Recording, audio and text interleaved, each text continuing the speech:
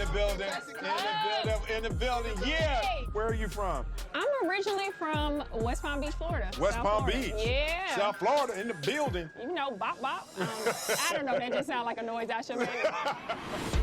I brought 16 comedians to Las Vegas to showcase their material. This isn't a competition. This is an opportunity to discover, grow, and most importantly, to laugh. This Joker.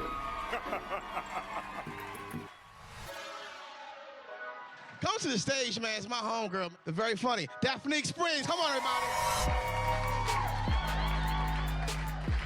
Hey, what's up?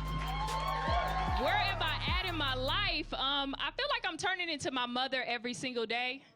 I used to look at my mother as a child like, bitch, I will never be you. It's crazy because I'm morphing into my mother and I don't want to be her because she's an old single woman. And she loves to watch the news. And I don't know if you know people that watch a lot of news, but they feel like the world is a far worse place than it actually is. So every time I call my mother with something exciting, she likes to hit me back with fresh fear. Called my mother up recently. I said, hey, Ma, for the first time, I'm going to Vegas. She was like, ooh, be careful, you're going to get drugged. I was like, nah, Ma, I don't think they just openly drugging people in Vegas. She was like, no, baby, they drugging everybody. I was like, oh, no. She put that fear in my soul. It's crazy because when I got to Vegas, I got drugged. It was like she had a premonition.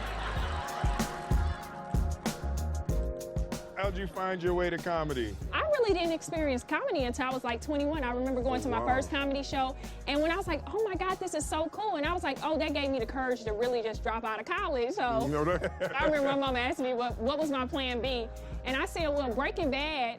I think I may just cook up some meth. She was like, well, I think comedy gonna work out for you just fine. I was like, all right then, don't ever ask me about a plan B, because I had it stuck in my mind it was never gonna be a plan B. Let me start from the beginning. So me and my homegirl went to the Encore Beach Club, and I saw all the cabanas in the back. I said, ooh, bitch, we need to be over there with the ballers. And she was like, no, you have to have a wristband. And I was like, these titties are the wristband. Let's go. I see them wristband titties. I don't know if you've ever been to Vegas in the summertime, but it's 115 degrees, so I had sweat dripping down my face. The sun crippled my back. I'm over 30, so my knee went out. Every cabana like, no, keep it moving. I'm like...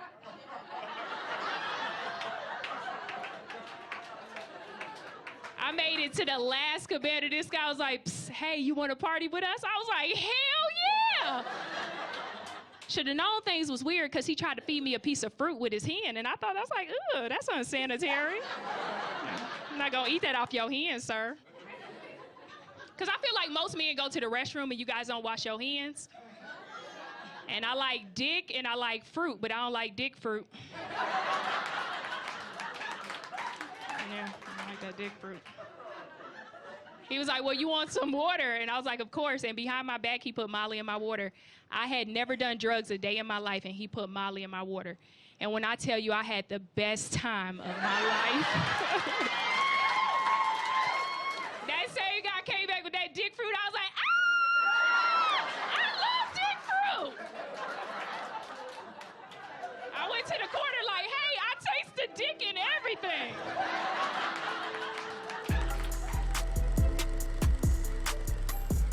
Excuse me, I'm a high roller. How's it going over there for you? Oh, we're winning. We're winning.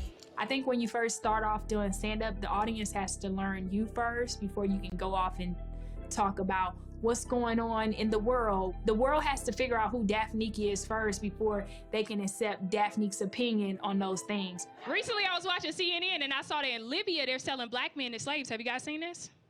They're lining black men off of a boat dock and selling them into slavery. And as I was watching this, I was like, wow. You mean to tell me I can buy a black man for $400? I love black men and I'm so single. I'll be like, ooh, give me him. Come back to America and pass him out to all my single girlfriends like, ooh, you get a man, you get a man, you get a man, you get a man. It's a black man under your seat, you get a man. I'm over 30, so I wouldn't stop there. I'm already in Libya picking me up a husband. I'm gonna catch a flight over to Somalia and pick me up 2 kids. Come back with a whole goddamn family for $757.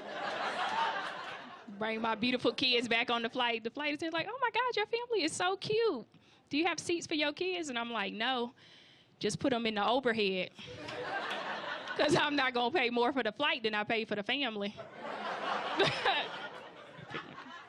Oh, mother, it's so much room. I know, baby. I'll see you soon. Good night up there.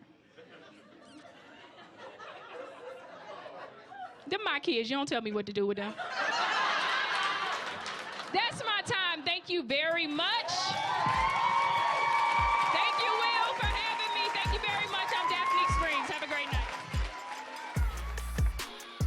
I've been able to take a lot of things that were setbacks or tragedies in my life and make it into stand-up. I think that's what stand-up is about, laughing through the pain. And other people laughing through your pain or their pain and their trauma and just making it into a joke. And that's what I do. Oh my God, that's so unsanitary. I wanted the lips, bitch. I want the goddamn butt.